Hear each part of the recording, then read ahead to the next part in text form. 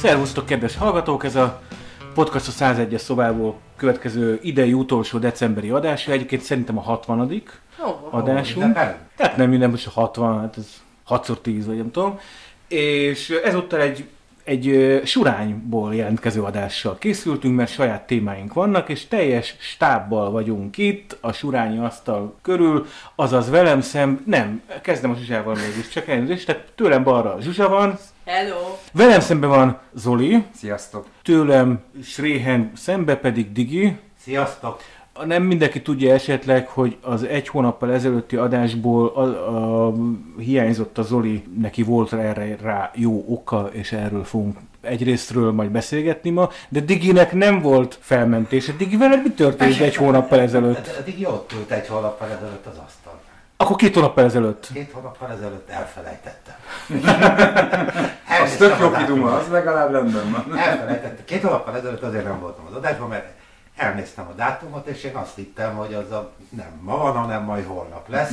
Ma van a tegnap holnapja. Igen. És Zoli, veled kezdünk a te témáddal, mert igazából te 2 témát is hozol, de az egyik téma az nagyon személyes téma. Igen, így van. Ami miatt hiányoztál is. Igen, az egyik témát a Zsuzsa hozta egyébként, mármint hogy a Zsuzsa hozza majd a második témát. Ja, bocsánat, oké. Csak bennem talált partnerre ebben, de én tudom rólatok egyébként, hogy a második témában mindannyian, hogy mondjam, olyanok leszünk, mint az egyszerű magyarok, hogy a fociról, meg mindenféleről mindenkinek van véleménye, és hát az elektromos kerékpárok lesznek, elspoilerezem a második témánk, amiről szerintem szintén mindenkinek van véleménye.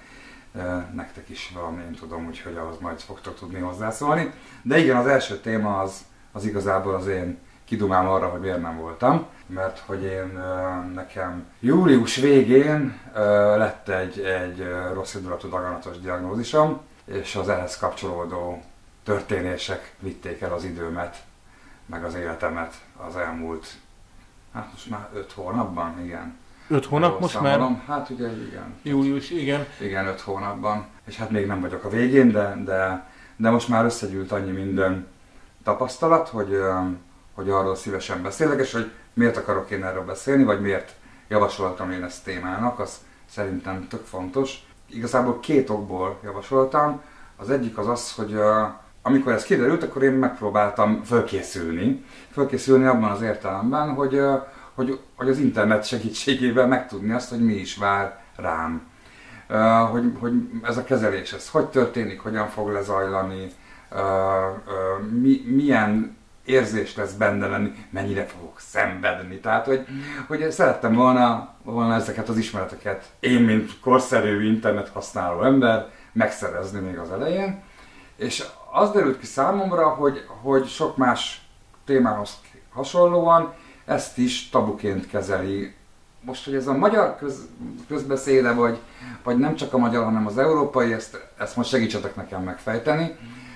Nyilván én magyar nyelvű forrásokat kerestem alapvetően, de hogy az a megélésem volt, hogy nem nagyon léteznek. Tehát, hogy nem illik erről beszélnünk? Nem beszélünk róla. Pedig nagyon sok ember érint. Én szerintem az emberek félnek szembesülni azzal, hogy mi történik egy ilyen esetben, és inkább ez a homok a fejbe dugása, homokba dugása a fejnek, igen, zajlik, de nem vagyok benne biztos, tehát hogy ez tök jó lenne majd egyszer kitalálnunk közösen, hogy vajon az emberek miért nem szeretnek erről beszélni, de olyannyira nem szeretnek, hogy én ehhez igazítottam hozzá a saját kommunikációmat is erről, mégpedig ugye azt a taktikát követtem, hogy akit érdekelt, hogy ez részleteiben hogyan zajlik le, annak nagyon szívesen és részletesen beszéltem róla, viszont mindig előrejeleztem, hogy ez nem kötelező, tehát hogy én senkire sem akarom ezt rányomni. Tehát, hogy nyilván van egy minimum közlés, amit meg kell tenned a munkatársaiddal, a kollégáiddal, a családoddal, a téged körülvevő emberekkel szemben, hogy te most beteg vagy, és emiatt megváltozottak a körülmények, amikben működsz. De sok ember megelégszik ezzel az információval, kicsit hüledezik, hogy jaj, rákos vagy, nagyon sajnálom, meg hogy aggódunk érted, de nem érdeklik a részletek, mert nem akar erről beszélni. És akkor vannak emberek, akiket meg érdekel, hála Istennek, és akkor őket viszont nagyon érdekli, és akkor nekik meg ilyen elő tudok adni egy részletes dolgot, de a többség az, hogy ez így nem, inkább elmenne mellette. De amikor utána olvastál, akkor azt hitted, hogy van egy csomó információ, de kiderült, hogy ez kevés az info, ami föl lehet, hogy mi fog vele történni? Sokkal, így van. Több részletes leírás vártam volna sokkal arra vonatkozóan, hogy ez mennyire lesz kellemetlen, mire kell figyelni, hogyan kell előre menni ezekben a kezelésekben. De hogy elmondok egy példát, jó? A Grecsónak ugyanilyen rákja volt. Neki egy sokkal súlyosabb verziója volt, mint nekem. Ez egyébként egy nyaki tumor. Grecsó Krisztián. Igen, így van. Író. És nyilván Grecsó Krisztián íróként erről beszélt. Például készült vele egy podcast, amiben egyébként nem csak ő volt jelen, hanem az orvosa is ott volt, meg a gyógytornásza. Ez egy egyórás podcast, egyébként egy nagyon jó podcast, mindenkinek ajánlom. De ha figyelmesen hallgatjátok, akkor ott sincsenek kitéve a részletek az asztalra. De milyen részletek? Hánytál-e? Ja. Tudtál-e dolgozni? Egyébként ott elhangzik, hogy nagyon büszke rá, hogy mindig kiment valami általa vállalt írás időnként. De az, hogy amikor nem ment ki, az miért nem ment ki, vagy mi volt benne a nehézség, hogy mennyire volt lent, azokról egyáltalán nem szólt a történet. És lehet, hogy nem is kell, hogy szóljon, én ezt nem akarom megítélni. Meg innen a Grecsó úgy meséli el a saját történetét, ahogy azt ő akarja. De nekem az az általános megélésem, hogy erről lehetne sokkal részletesebben is beszélni, és én azt gondolom, hogy a sorstársak azok kíváncsiak lennének ezekre a történetekre sokkal részletesebben előadva is. És én nem találtam meg ezeket a leírásokat, vagy ezeket a forrásokat. De nincs egy ilyen, hogy a rák.hu, rá fölmegyek, és azt mondom, hogy rák, mondjuk mint nő, és akkor ez, meg ez, csókolom, ez fog történni, ilyen műtéted lehet, ilyen száraz technokrata leírásokat kapsz. Aha. Igen, hát ilyenek vannak. De ilyen...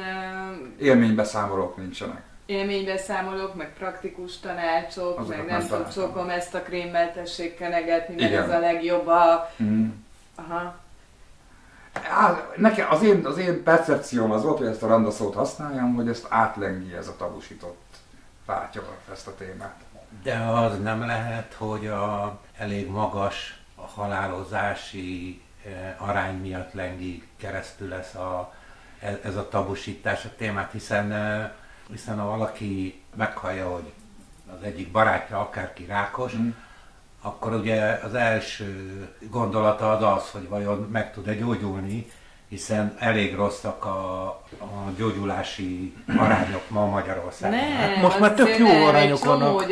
Van ilyen 90%-os most már egy csomó ráknál, pont nem tudom, hogy a toroknál olyan de egyébként, hogy erre a rákra az volt a mondás, hogy ebben nem szoktunk meghalni. Tehát ez így indított mindenki. Azért ez valószínűleg nagy könnyebbség lehet. Mert nekem, hogy elképzelem azt a jelenetet, hogy bemegyek az orvoshoz, és utána azt mondja, hogy csókolom magának rákja van, az valószínűleg egy nagyon sokkoló élmény, és akkor még az agyam valószínűleg nem fogja föl, hogy akkor most ez a 100% halálozási, vagy 100% gyógyulási arányú rák, hogy te ebben egyébként hogy voltál? Vagy hát ezt az infót ugye nagyon gyorsan begyűjti az ember, hogy mégis mik az esélyei, az első, amit megkérdez mindenki szerintem a saját orvosától, hogy utána a fejéhez vágták. Sőt, az orvos igazából már magától ezzel az infóval kezdte, hogy ebben nem szoktunk meghalni. Tehát, hogy hát ez majdnem a második mondat volt. A végrendeletlenet. Ez majdnem a második mondat volt.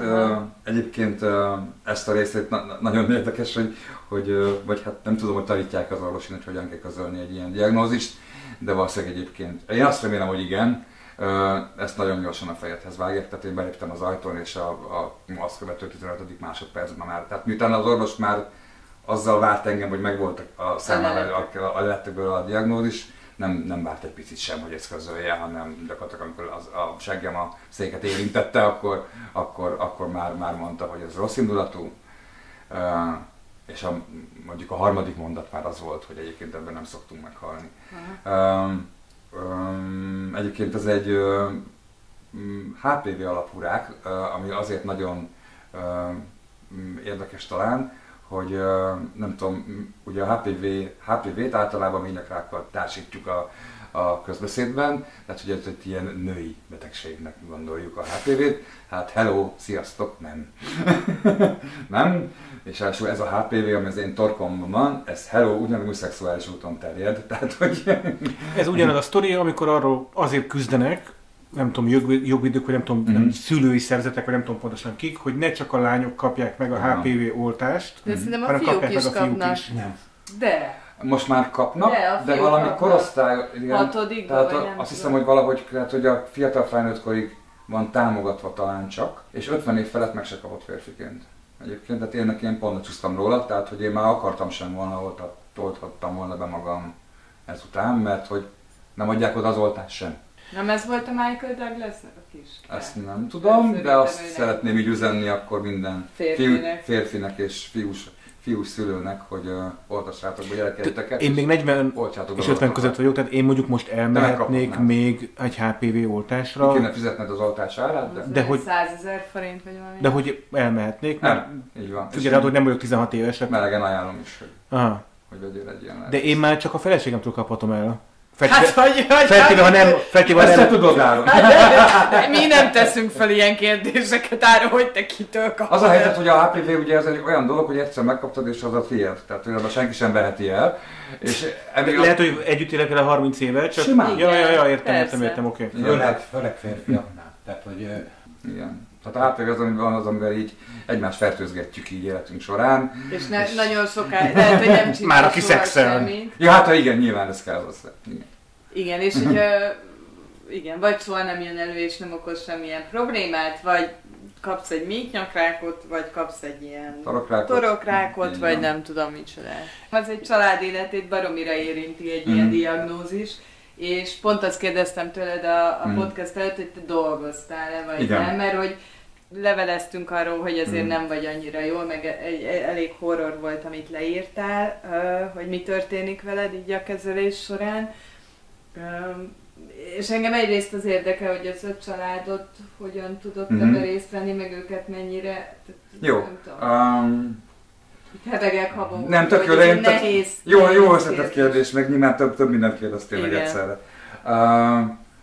Amikor azt témának választottam egyébként, akkor pont azért is érveltem nektek amellett, hogy beszéljünk erről, mert szerintem léptennyomon vannak közéleti aspektusai annak, hogy egy ilyen helyzetben milyen problémákkal, vagy milyen megoldásokkal szembesül az ember, és az egyik például az, hogy ugye ma Magyarországon tartósan betegnek lenni, úgyhogy egyébként te előtte kereső voltál, tehát a családban egyébként kereső vagy például, az eléggé tragikus tud lenni, mert hogy, és nem mindenki nézzen utána a jogszabálynak, vagy hogyha tudja valamelyikötök, akkor mondjátok, de gyakorlatilag az van, hogy egy hosszú távú betegségnél viszonylag gyorsan eljutsz abba a jogszabályi helyzetbe, hogy egy fix maximum összeget kapsz az államtól,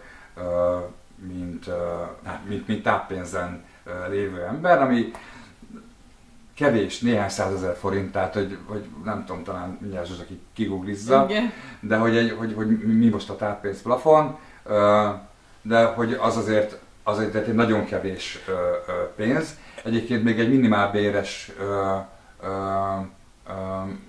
helyzetben lévő munkavállalónak is, ugye, ő is elveszíti ugye a bérének alsó hangon a 30%-át, ha jól tudom, tehát 70% talán a TB, vagy a táppénz. Tehát mindenképpen egy nagyon megerőltető helyzet. Tehát a táppénz az úgy működik, hogy valamennyit kerestél, annak az x százalékát kapod meg, de ha te iszonyú jól kerestél, akkor nem kapod meg annak a 70%-át, mert van egy felső. Így van. És ebben valahogy még vannak kavarban valami időszakok, de az elején nagyon gyorsan lepörögnek a kedvezményezettebb szakaszok, ha jól emlékszem. De már nyomom. Mindjárt nyomozom, csak én meg nem látok, de ez egy sokkal kisebb probléma. Jó. Szerintem megtartja az Áron szemüvegét az Zsuzsa. Ennyi, ez lett a sztori vége. Nagyon bonyolultan van leírva az államkincstár oldalán, úgyhogy aki ezt meg akarja érteni, az... Ez egy külön tudomány egyébként, hogy ezek elég bonyolult dolgok. Táppénz maximális összege a minimálbérrel van korlátozva, egy napra vetítve. 17.786 forint lehet. 17.786. Azt gondolom 22-vel kell felszorozni, mint 22 munkanappal? Nem tudom, 17.786 szorozva 22-vel. 391.292 forint a maximális. Tehát, hogyha én 5 milliót keresek is, annyit kapok, és nagycsaládos vagyok, vagy... Így van, pontosan. Szóval ez az én esetemben egyébként egy nagyon komoly érvágás lett volna per család szinten. Ebből nyilván kiderül, hogy nem minimálbéren vagyok. De hát én egy multinál vagyok egyébként vezetői beosztásban, tehát meg ha az egy kis vezetői beosztás, azért azok a bérek, hogyha megnézitek, akkor ettől bőven följebb vannak.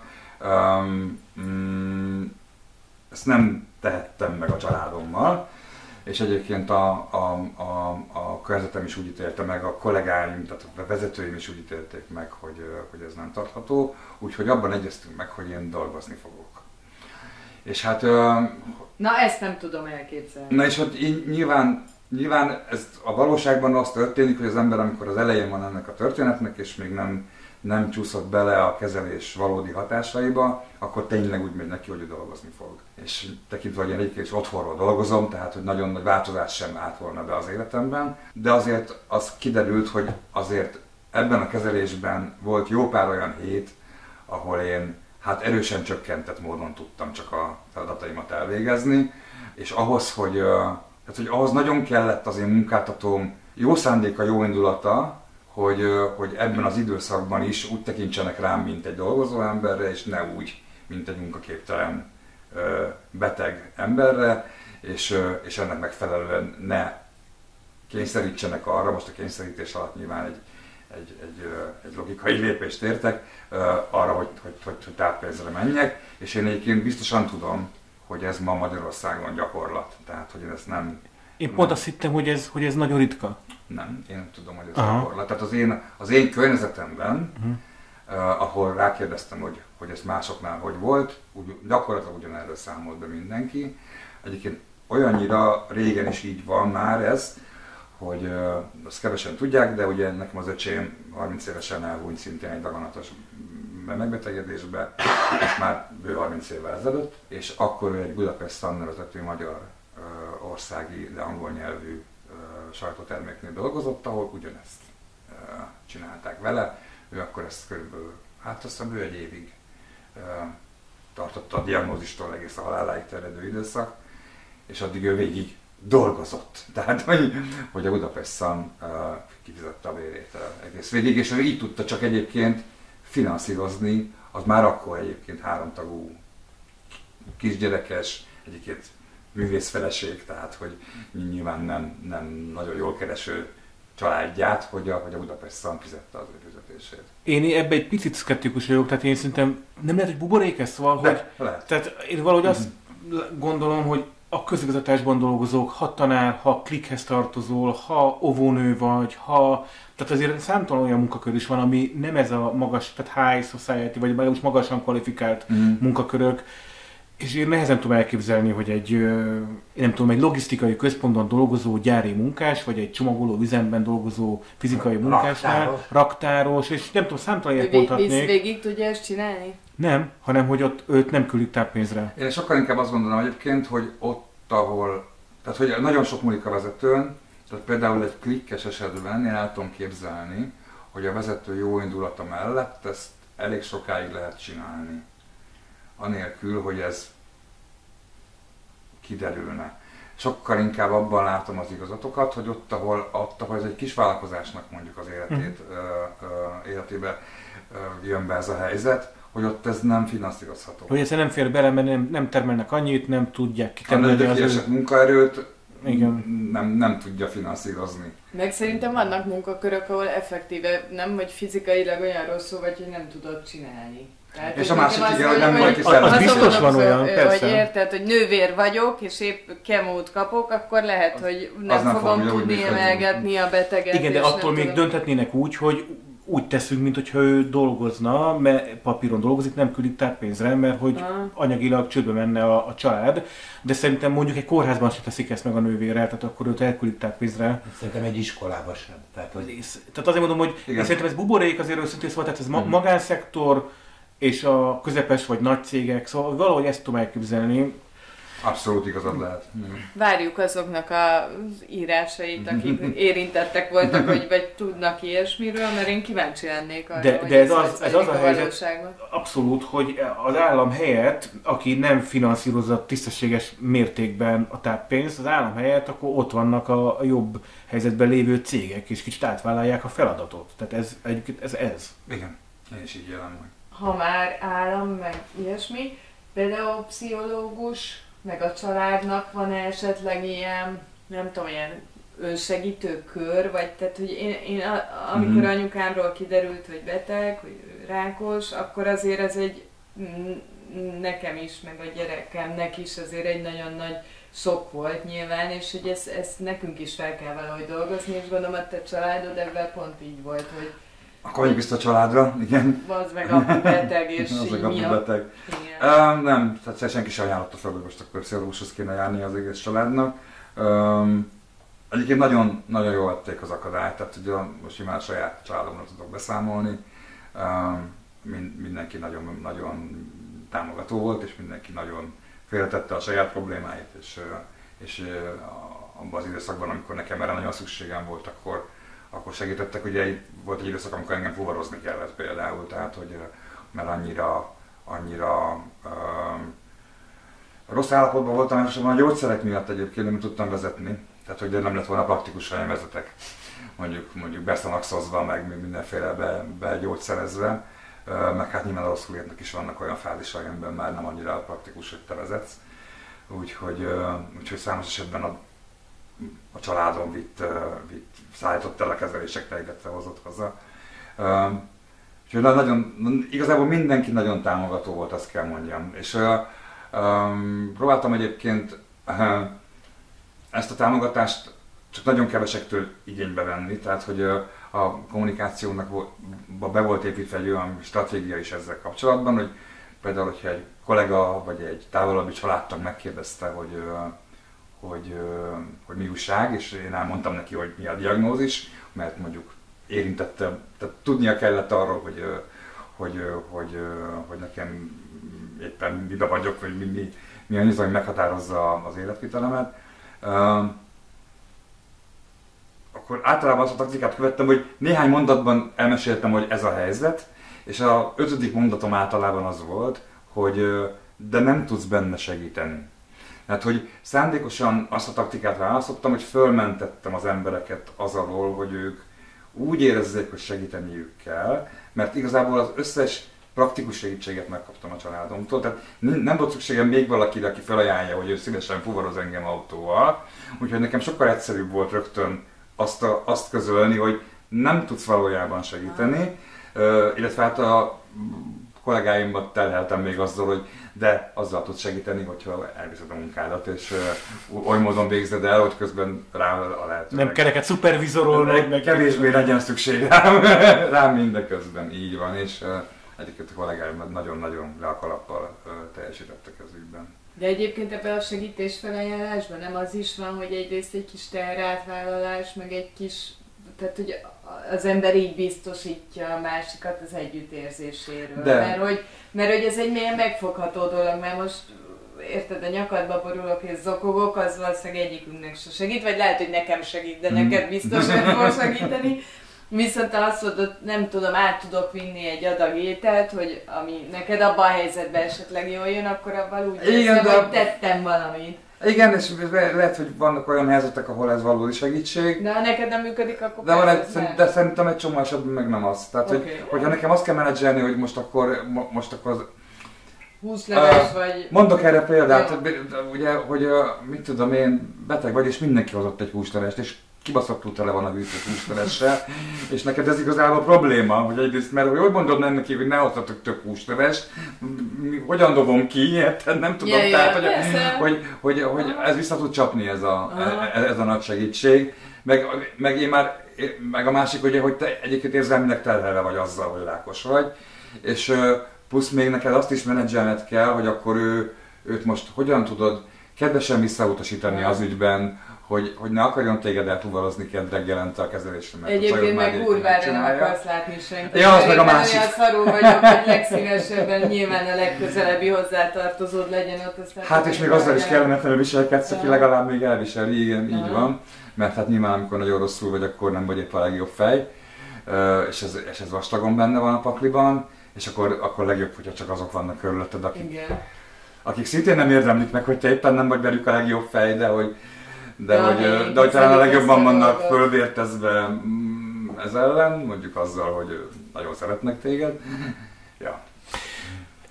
Családról már volt szó, meg munkáról, de én legalább 2 civil szervezetről tudok, amiben aktív vagy, meg még van önkormányzati kötelezettséged is, meg még van egy pártos kötelezettséged és kutyapárt, az ilyen félig párt, félig nem párt, de mindegy, papíron párt. Papíron párt, tehát hogy papírpárt van ilyen? Több ilyen dolog, azt hogy intézted ezeket, mert hogy ugye nem csak családban, meg munka, hanem még az ilyen civilizálni. Ugyanígy, nyilván az ember ilyenkor elkezd priorizálni, és a prioritások ott kezdődnek, hogy beteg vagy, az a legmagasabb prioritás. A következő prioritás azon megtartom a munkámat, tehát ez mindenképpen az volt a legfontosabb, és hát az összes többi mögé sorolódott. Tehát, harmadik a család, és akkor csak a negyedik az ilyen egyéb hobbi. Hát, vagy a családot meg is tudnám bepriorizálni, mert az nyilván inkább az ott van. A család nem a harmadik. Igen. Ne legyél, menjél már. Nem, a családot azért nem tudod bepriorizálni, mert ott fordítva van, tehát ott nem neked van feladatod a családdal, hanem a családnak van feladatod veled. Hát ott inkább a család kezd el priorizálni, és egyébként a családom felpriorizálta azt, hogy velem foglalkozzon. Ugye ezt az előbb említettem is. Az, hogy nekem mit kell priorizálni, tehát hogy én nekem milyen feladataim vannak, azok viszont ementén lettek felsorolva, hogy hát a munkám azt megtartsam azzal, hogy amit tudok, azt bele tudok tenni, és ezután sorolódtak csak a mindenféle civil tevékenységeim, úgyhogy azok most nagyon kis lángon ketyegnek, és ahogy erősödök meg, úgy próbálok oda is visszazökkenni, vagy visszatérni. És beleláttál az egészségügybe? És akkor az egészségügy. Kék golyó? Az egészségügy, igen, Kék Golyó utca. Az egészségügy az nagyon sok értelemben is izgalmas egyébként. Aztán meséltem, hogy hogyan közlik, tehát ez nagyon, nagyon érdekes tapasztalat volt, hogy nem szórakoznak, és akkor és egy olyan dolog, amit szerintem nem mindenki tud, és nem feltétlenül derül ki egyértelműen. Ha rákos vagy, akkor nincs orvosod.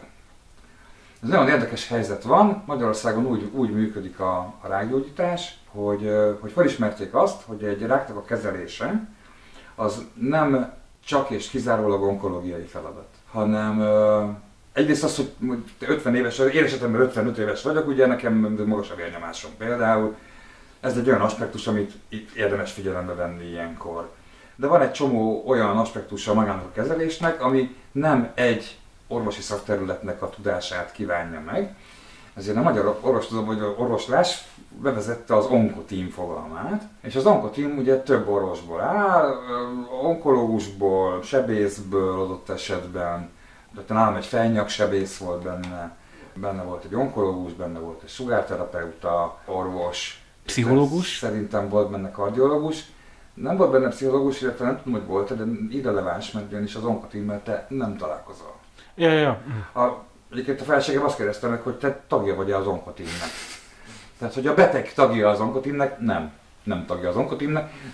Én nem találkoztam sose az Onkoteammel. Szóval az Onkoteam, bocsánat, úgy dönt, hogy a papírokat látja. Így van, pontosan. Hát, én úgy találkoztam az Onkoteam tevékenységével, magával az Onkoteammel, mondom, nem? Ugye megszületett a diagnózisom, az ehhez kapcsolódó MR, meg CT, meg minden egyéb vizsgálatokat még a diagnózist elvégző fejnyaksebész egyébként fölírta, tehát hogy elküldött ezekre a vizsgálatokra.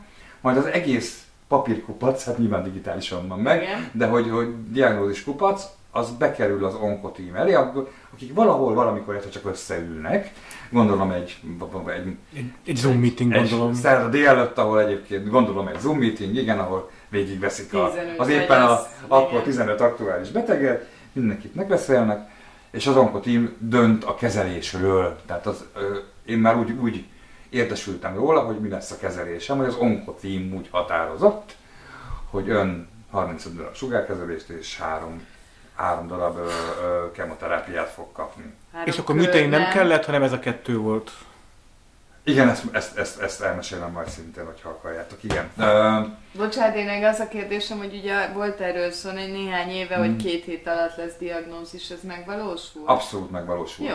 Képzeljétek el, hogy ez egyébként a legjobb, tehát a belépő ebben rákos univerzumba, az egy nagyon impresszív módon teljesít az orvostudomány, mert ugye mondhatni letaglózóan. Letaglózóan, mert ugye én egy szép nyárvégi szombat délelőtt belenéztem, vagy reggel belenéztem a tükörbe, és azt láttam, hogy a nyakam egyik oldala, ez jó vastagabb, mint a másik oldala. Igen, mindenki elkezdett öndiagnosztizálni a helységnek.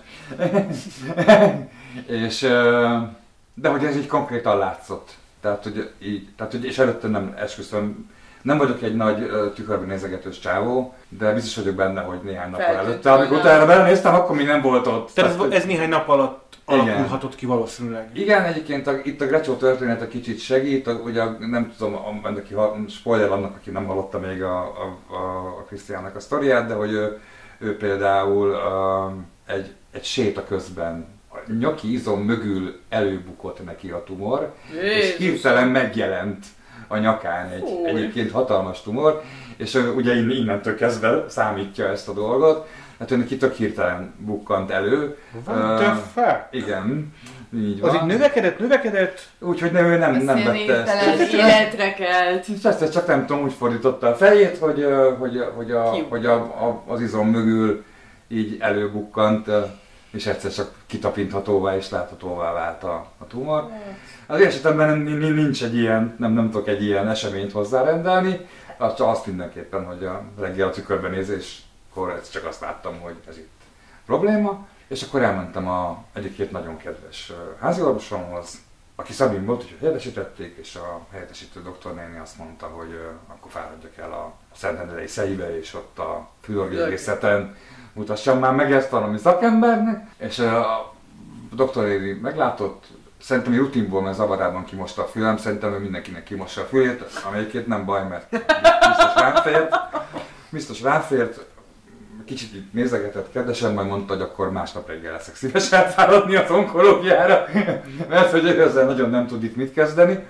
De hogy neki nagyon gyanús, elég egyértelmű. Gyakorlatilag én most már értem egyébként, ha úgy mész el egy ilyen megnövekedett sejtömeggel valahova, hogy azt közöd az orvossal, hogy nem fáj, akkor ő már tudja, hogy te az onkológián fogod végezni, mert hogy a tumor alapvetően nem fáj. És tehát ugye általában ugye akkor van megduzzadva valamit, hogy haza van gyulladva, vagy ott meggyűlt valami, és akkor nyomja. És de akkor tovább. Az viszont fáj. De akkor az fáj. Aha. És ha úgy mész oda, hogy nem fáj, akkor az nagyon valószínű. Nyilván akkor még nem senki sem biztos benne, de azt már akkor onkológiára küldik. És hát aztán én hétfő reggelbe is kerültem az onkológiára, ahol egyrészt nagyon csodálkoztak, és egyben megdicsérték az előttem felsorakozó orvosokat, hogy én gyakorlatilag 48 órán belül az onkológia sorján ülök. Kellett beutaló? Kellett beutaló. Hát hogy a fenében kellett beutaló. Igen, kicsit egyébként nem is nem tudom, de valahogy volt egy ilyen értetlenkedés, hogy csak így rips-rops beutalnak engem, és én megjelenek ott reggel egy beutalóval a kezemben, de én megjelentem egy sürgős feliratú beutalóval a kezemben, és már nem tudtak tovább odázni. Valószínűleg a gyakorlat lehet, hogy más lehet, de hogy ez ígyben nagyon jól teljesített egyébként a szentendrei orvos csapat, hogy nagyon hatásosan és a lehető legjobban kihasználva lehetőségeket beutaltak engem oda. És egyébként ott rögtön némi küzdelem árán szereztek tőlem szeletet. Rögtön átküldtek egyébként, mármint ugye ez úgy történik azoknak, akiket érdekel, ugye ezt fenyegettem itt a hallgatókat, hogy itt részletek lesznek. És akkor közeledett felé. Ez úgy történik, hogy én gyógyszert is egyébként úgy veszek be, hogy ilyen iszonyatos fuldoklások árán tudom csak bevenni a gyógyszert, tehát hogy az, hogy én az én torkomból bármit megszerezzem magának valami, ez belülről? Elég komoly harc, igen. Hát hogy a fenében, nem? Azt a kurva És ezt úgy csinálják, hogy van egy ilyen pisztolya a srácnak, vagy nem tudom milyen, amiből egy ilyen harapó mozdulatot elvégezni olyan, képes. mint amikor egy ilyen átlátszó üveg a labdát ki akarják venni ilyen karral. Sokkal kisebb és sokkal kellene. Volt neki egy ilyenje, és ezt próbálta átuckolni a torkomon, ami hát azért volt némi küzdelem, már csak különösen azért ő is érezte, hogy ez nem fog így ilyen egyszerűen megtörténni. Igen. És nem olyan, mint amikor elvittük állatorvoshoz a mi kutyánkat, akkor egy ponton ráült az állatorvos a kutyára, hogy maradjon nyugton, hogy így nem ültek rá. Olyan, hogy nekem nagyon csúnya reflexem van ez ügyben, hogy rögtön összezárok. Aha. Úgyhogy egyrészt rettenetesen be kellett engem lidokainozni, amit csak úgy tudtunk megcsinálni, hogy mivel nem volt neki elég keze, mert ugye a lámpát is tartani kellett, meg ezt a stukkert is, meg a lidokaint is, meg a minden figyfenyét is, hogy volt egy pont, hogy én egy ilyen gézdarab segítségével kapaszkodtam a saját nyelvembe, és így húztam ki a torkomból, hogy ő hozzáférjen ahhoz, amit el akar érni. Jó, na mindegy, összevóckodtuk a dolgot, úgyhogy és ez volt a biopszia? Ez volt a biopszia. Voltaképpen ettől belülről szerzett egy szövetdarabot a torkomból, illetve nem csak ez történt, hanem átküldött a szomszéd helységbe, ahol meg egy ilyen nagyon fiatal doktornéni, egy nagyon fiatal asszisztenciával lefektetett egy asztalra, és egyrészt rám fogott egy ultrahang képalkotó eszközt, ami megpróbált valami képet alkotni magáról arról, meg hát nyilván a kijelzőre, hogy mi is lehet a torkomban. Ezt nyugtass meg, hogy ezt már kívülről csinálta. Ezt kívülről csinálta, és azt a nagyon nagy tűt is egyébként kívülről tolta be a nyakamba, amivel utána pedig némi folyadékot szívott le ebből a duzzanatból, ami ott akkor ettől még kicsit csökkent is. És ott egyébként azonnal elkészült annak az elemzése, amiből akkor azt a következtetést vontuk le, hogy ez egy ciszta, de ugye itt még a szövettan, annak nem volt semmi eredménye, az egyébként, ha jól emlékszem, akkor 1 hét voltak, talán 2. És akkor itt volt egy szünet, amíg vártunk a szövettan elkészültére, és a szövettan elkészültekor, az már azt tehát ott pontosan tudják, hogy mit is találtak. Ugye azt követte ez a bizonyos üljön le, halszíndulatú. Üdvözlöm Zoltán, ennyi! És akkor azután hány héttel indult el maga a sugár és a kemó? Miután összeült az onkotin. Ja, bocsánat, igen, az onkotin. Igen, tehát itt belassultak a dolgok. Hát most nem tudnám pontosan rekonstruálni a helyzetet, de ez nagyjából augusztus közepére állt össze, tehát akkorra volt meg a szövettan. Azt hiszem a diagnózis maga, augusztus közepe, augusztus végére lett talán meg a diagnózis, vagy talán szeptember első napjaira, és ehhez képest 23-án, tehát szeptember 23-án kaptam meg.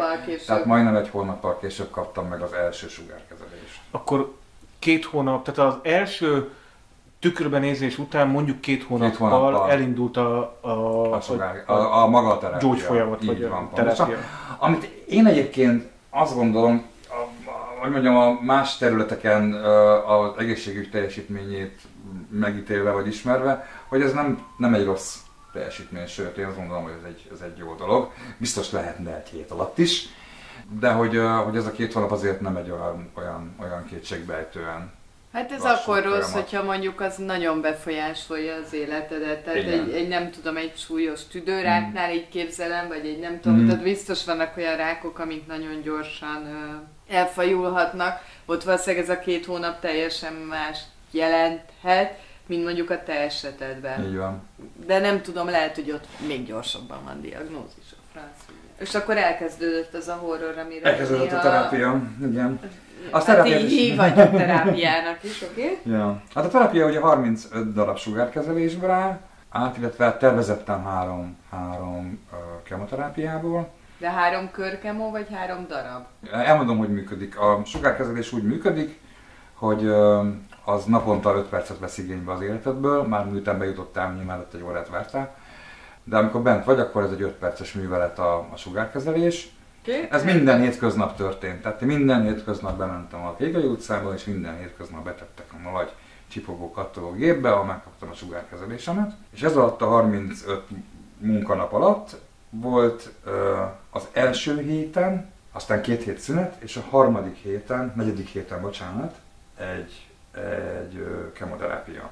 A kemoterápia úgy működik, hogy szintén be kell csaplatnom a Kégely utcába, és hétfőn kapok egy előkészítő folyadékot, amiben ilyen a vesémet készítik föl, őt élő attakra, folyadékot pumpálnak belém, hogy biztosan jól legyen a nem tudom, a vízháztartásom, tehát hogy megfelelő mennyiségű H2 jól legyen a szervezetemben, és így tovább.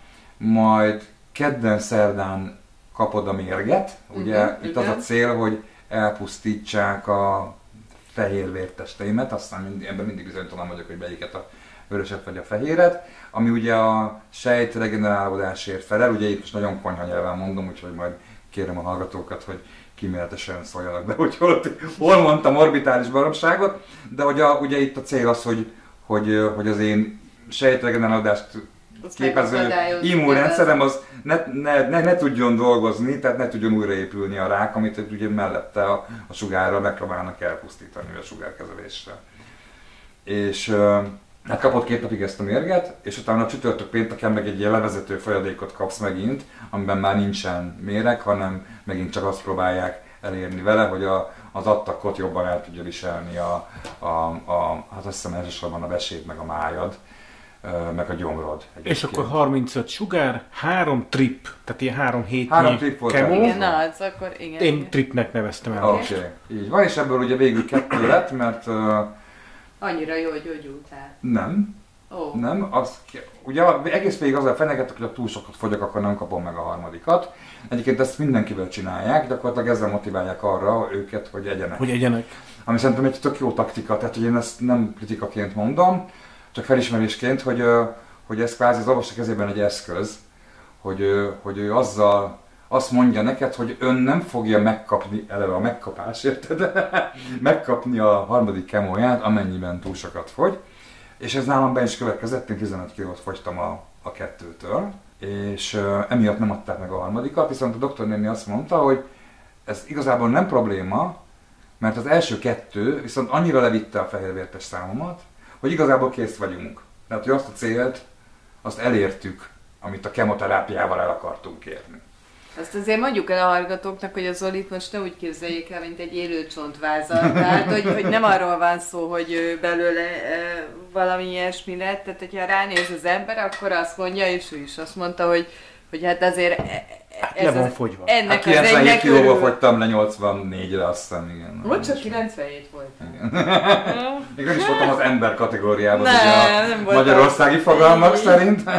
Mennyire káros ez nagyon egyébként, hogy 100 fölött csak ember az ember, de most ebből... Ebben már nem ennyi. Így, igen. Na mindegy, ja, és akkor nem is kaptad meg a harmadikat, és most egyébként ilyenkor végig szenvedted a sugarat, amiről még azért vannak kérdéseim, és most ilyenkor egészségesnek nyilvánítják az embert, vagy azt mondják, hogy jelen pillanatban nincsen csókolom rákos sejt a maga szervezetében? Nem. A jelen pillanatban az a helyzet, hogy 2 hete volt az utolsó sugár. Most már talán 3. Viszont amikor elbocsátottak a sugárkezelésről, akkor az egyik info az volt, amit kaptam a doktornénitől, hogy a sugárkezelésnek a hatása az még 2-3 hónapig tart. Egyébként ezt érzem is, tehát, hogy úgy, hogy már nem jártam be a sugárkezelésekre, még akkor is például, amit talán jobb kézzelfoghatóan lehetne magyarázni, a sugárkezelésnek van egy olyan hatása rád, mint hogyha nagyon erős napsütés érné a kezelt területet. Tehát, hogy én például vastagon kentem mindenféle spéci kenőcsökkel a nyakamat, hogy a nyakamon levő bőrt azt az égéstől megóvjam. És amikor vége lett a kezelésnek, akkor én balga módon leálltam ezzel a kezeléssel, vagy onnantól kezdve ezt nem vettem annyira komolyan, de a bőröm azért szólt egy 3 nappal később, hogy hello, én még mindig égek. Tehát, hogy biztos ismeritek egyébként az égési sérülésnek is van egy ilyen leírása, hogy már régen vége van a konkrét égésnek, de bent tovább pusztulnak a sejtek. Azért is ugye hűtjük az égést még órákkal később is, mert hiába nem éri már a forró víz, vagy nem éri már a láng a bőrt, attól még ott belül a szövetek még pusztulnak. És ugyanezt történik az én nyakammal is, hogy hiába volt már napokkal ezelőtt vége a sugárkezelésnek, ezt csak elkezdtem azt érezni, hogy mint amikor leégtek a napon, hogy ég a bőröm. És akkor újra elkezdtem kenni a nyakamat, és ez vállás is lett utána a nyakam, tehát hogy nem vedlettem le a teljes bőrömet, csak egy részét, hogy valóban tart még a hatása ennek a dolognak, és hát nyilván nem csak a bőrömre vonatkoztatva igaz ez, hanem a belső anyakamban lévő rákos szövetekre is igaz. Úgyhogy emiatt azt megvizsgálni, hogy bennem maradt-e rákos sejt, azt még nincs értelme. Aha. Mert azok még pusztulnak. Hanem legközelebb, január 17-én telik le az a bizonyos 2 hónap, amit egyébként a doktornő meghatározott, és nekem oda már egyébként nagyon okosan be van időzítve egy PET-CT, és a PET-CT lesz az első olyan vizsgálat, aminek az eredményéből már lehet arra következtetni, hogy én most éppen rákos sejtekkel bírok-e vagy sem. Egyébként tekintve ez egy HPV alapú rák, a HPV nem fog elmúlni belőlem. Tehát, hogy nekem életem végéig foglalkoznom kell azzal a kérdéssel, hogy a HPV éppen megbetegít engem daganatosan. Tehát ez képes újra? Ahogy a ményakrák is. A ményakrák is? Bizony. És csak újra a torkon, vagy akár máshol is? A férfiaknál jellemzően torkon jön elő egyébként. Azt hiszem, hogy a hererák is kapcsolható. Tehát előfordulhat, hogy 30 év múlva majd újra... Vagy 30 év múlva, mit tudom én, a golyóimmal lesz probléma, igen, így van, vagy akár 5. De lehet, hogy újra a torkon van, de lehet, hogy semmi. Ezzel nekem most meg végig foglalkoznom kell majd, hogy szűrésekre járni és így tovább. Mert... Amikor nekem egyszer el kellett mennem prostata ügyben, most ezt nem részletezem. Na így alakulnak ki a tabu témák. Akkor mondta, akkor találkoztam először a prostata orvosommal, nevezzük így, igaz? És akkor mondta, proktológus, hogy, nem? Igen, és akkor mondta, hogy... Urológus, nem? Urológus. Hát urológus volt, de... És akkor mondta, hogy kedves Áron, akkor a következő 30 évben innentől kezdve mi így együtt fogunk így menni ezen a beteg karrieren. Igen, tehát ugye ez ilyen, ha ez elindul, akkor így együtt leszünk ezen az úton. Így van. Hát ez itt is így lesz, igen. Hogyan kanyarodtunk ide? A sugártól. Ja, és igen, melyik volt a rosszabb neked megélni a sugár? Mármint, hogy a hatásába, vagy hogy mondjam, tehát, hogy... És tök jó, mert ezt el akartam mesélni, és így el tudom mesélni a sugarat erre a kérdésre. Egyértelműen a sugár volt a rosszabb. Az van, hogy a kemo az olyan, mint a filmekben. Tehát, hogy megkapod a kemót, rohadt rosszul vagy. Tehát, hogy tényleg kikészíti az embernek a gyomrát, tényleg éjszaka okádsz, mint a sakár, annak ellenére, hogy beszedted az összes hányáscsillapító tablettát, amit lehet. Megjegyzem, hogy a hányáscsillapító tablettával az a probléma, és egyébként ez végigkíséri az egész betegutadat, hogy ha abból túl sokat szedsz, akkor olyan szarulást csinál, hogy abból ilyen bélelzárulás lehet, és akkor megint mész a kés alá, tehát az sem cél. Tehát, hogy nem lehet az, hogy úristen, nagyon rosszul vagyok, akkor beszedtem az egész levélhányáscsillapítót, mert azzal nagyobb baj csinálsz, mint hogyha egyik-két okádnál egy jót, aztán hajrá előre. Úgyhogy ez is egy ilyen balansz, ott is vannak limitek, ott is oda kell figyelni, és betegként csinálod, otthon szeded be, nem egy kórházi körülmények között. Simán ott amikor ülsz a kemón egyébként, akkor alkalmad van emberekkel beszélgetni, hogy nyilván a nővér is, aki a kemót beköti, aztán utána ott azzal a 2 órában veled van, meg amikor ki akarsz menni pisilni, akkor kihúzza, és akkor vagy esetleg mondja, hogy most told el magad az állványt. Szóval, hogy ott van egy ilyen nexus, amit nyilván időnként beszélgetéssel töltesz fel. Másfelől meg ugye a helység is olyan, ahol ez történik, hogy ha 6-8-an ültek egy ilyen szobában, egymás mellett, és mindenkinek be van kötve valami, és akkor ott is, hát ugye legtöbben olvasnak meg, nem tudom, de azért időnként... Egymásra néztek, mint a meme-be, hogy first time, Hát igen, az öregek már nem annyit beszélnek, igen, akik már harmadszorra, sokadszorra vannak. Igen, az első még próbálják mutatni, hogy ők mennyire egészségesek, tudod. Ők igazából csak véletlenül vannak itt, ők kilógnak a sorból. És onnan tudod, hogy ki az első, hogy neki még van haja, és később meg már nincsen. Hát egész felismered a saját 2 évvel korábbi viselkedésedet. És jól mosolyogsz saját magadon. Igen. És utána nyúlsz a hányótál ér. Hány már otthon állsz, tehát az nem ott történik rögtön. Oké, na és ez egy elég horrornak hangzik, akkor ehhez képest a sugár miért volt Na, rossz? A sugár az van, hogy a sugárkezelés, ez egy nyaki tumor, újra el kell mondanom. A sugárkezelés úgy történik, hogy beraknak téged egy gépbe. Az gép igazából egy asztalt jelent, ahol te rögzítve vagy, és körülötted forog a gép, és oda irányítja a sugarat, ahol te vagy. Kapsz ilyen védő cuccot így? Hát ez benne mókás, hogy amennyiben neked ez a fejed vagy a nyakad, akkor a te asztalhoz rögzítésed az úgy történik, hogy egy hőre lágyuló maszkot készítenek számodra, ami egy ilyen rács szerkezet, de úgy képzeljétek el, hogy ilyen néhány milliméteres rasztályú háló. Mint egy 3D nyomtatott. Hát nem, mert ez egy lap, amit ugye rásimogatnak az arcodra forró állapotában az első alkalommal. Ez ugye így megszilárdul rajta, tehát úgy forró, hogy nem lesz tőle bajod, de nagyon meleg. Ezt így rásimogatják az arcodra, ez ugye megszilárdul, és azonnantól kezdve rájövök a nevedet, hogy Bölger Zoltán. Van egy ilyen maszkod? Nincs otthon, nem hoztam haza, mert nem alakult ki egy jó viszony közöttünk. Mert ugye ennek a maszknak ugye az asztal felüli végében van 6 darab luk, és a 6 darab luk az 6 darab csavart fogad be, és ezzel a csavarral te az asztalra vagy rögzítve. Azt a picsa. Na most ez azt a picsa. Főleg úgy, hogy egyébként... Igen, nem szabad mozogni, de hát ugye azt biztosítják, nem mozoghatsz. Ugye azt szoktam, hogy a sugár az pont azt a területet érje, azt szokták mondani, milliméter pontosan lövünk, hogy pont oda lőjön a sugár, ahol a te daganatod van. Egyébként a sugárkezelést végző gépnek a része egy képalkotó eszköz is, és mindig tudtam már a végén, hogy a sugárkezelés 5 perc, de hogyha van benne képalkotás, akkor ez felmegy ilyen 8-ra, most mondtam egy számot, mondjuk majdnem 2-szer olyan hosszú, mert akkor még egy másik izé is elét kúszik.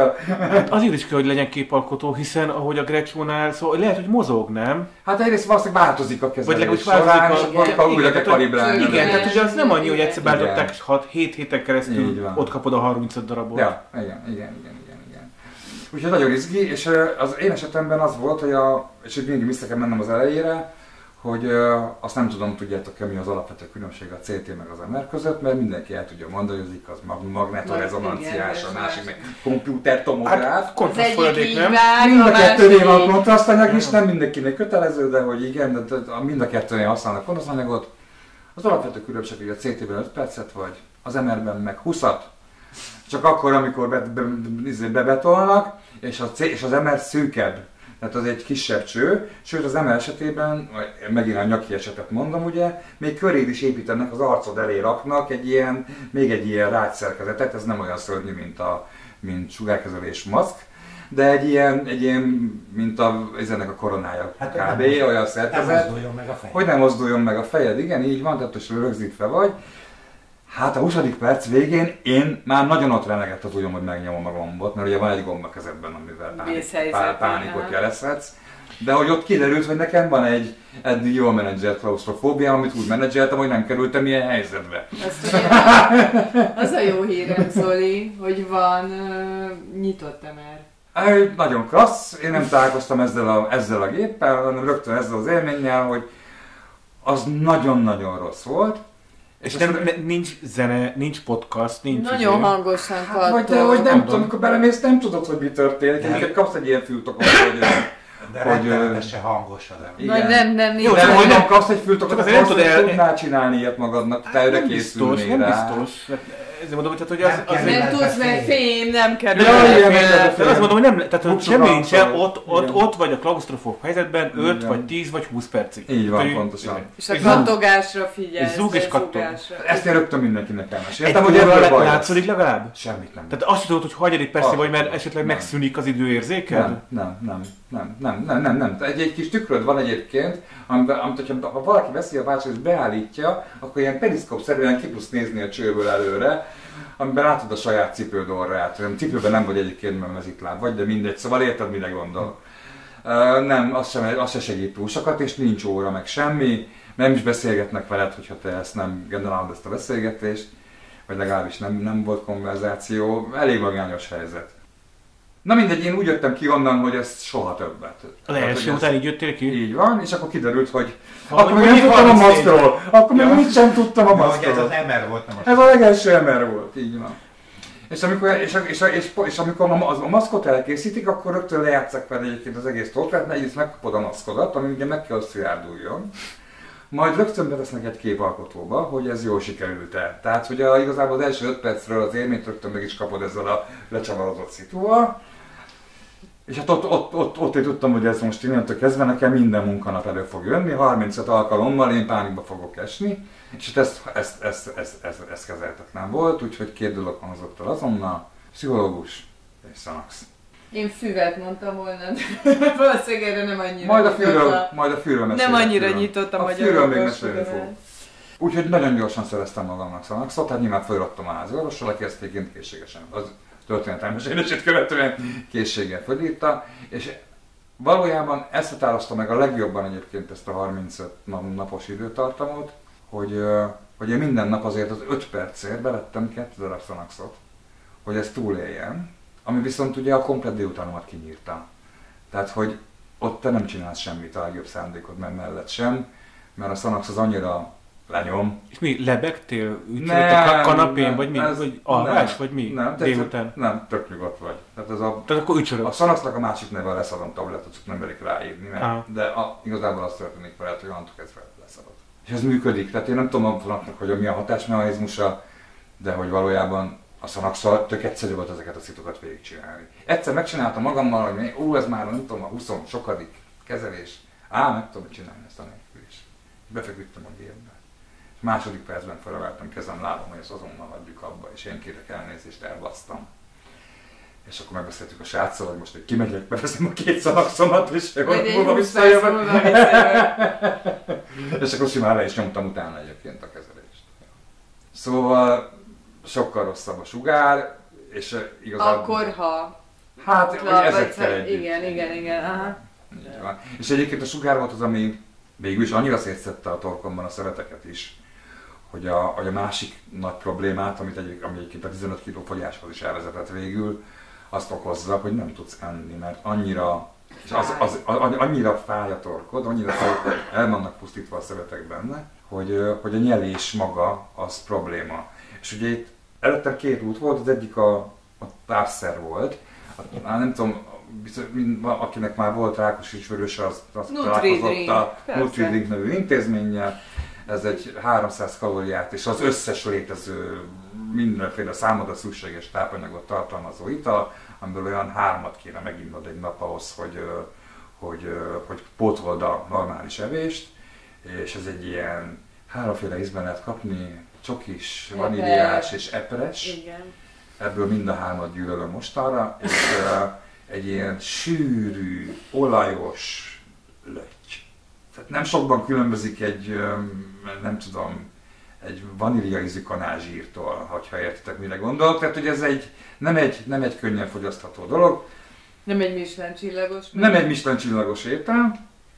Úgyhogy nagyon gyorsan én azt a taktikát kezdtem el követni, és egyébként nagyon jó partnerem volt a családom, hogy elkezdtem napi 16 órában foodporn nézni, tehát konkrétan YouTube-on a falam kajás videókkal van miért néztél te közben pornót? Mielőtt az ember kajapornót néztem konkrétan,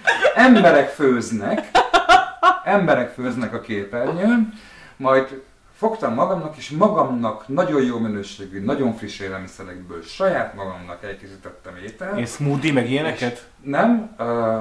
Jamie Oliver. Hát nem azért, hogy a nyelés miatt kérdezem a smoothie-t. Nem, képzeld el, hogy tehát nem arra mentem rá, hogy pépes, a fehér ételeket tudom megenni, tehát valójában valami fajta tartalommal nem vagyok kibékülve. Nem tudom megenni a pirítóst, tehát az nyilvánvalóan... Jó, de hát az azért karcol meg nyilván, igen. Tudod, mi lett a megfejtés?